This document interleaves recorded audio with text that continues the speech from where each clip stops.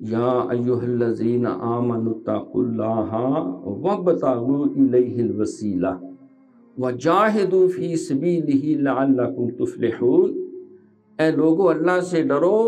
جو صاحب ایمان ہو، اے ایمان والو اللہ سے ڈرو اور اللہ کی طرف کوئی وسیلہ تلاش کرو اور اس کی رہنمائی میں جہاد کرو، مجاہدہ کرو تاکہ تم کامیاب ہو جاؤ۔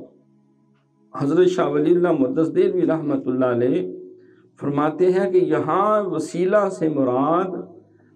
اولیاء کرام ہیں، صلحاء ملت ہیں، علماء دین ہیں۔ وہ کہتے ہیں جب تک کسی قوم میں تعصب پیدا نہ ہو، عصبیت پیدا نہ ہو، وہ قوم، وہ خاندان زیادہ دیر تک قائم نہیں رہتا۔ عصبیت کو کہتے ہیں غیرت، غیرت، حمیت،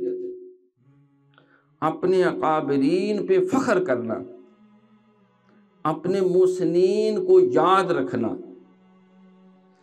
ان کو خراج عقیدت پیش کرتے رہنا، ان کا ذکر خیر کرتے رہنا، دہراتے رہنا،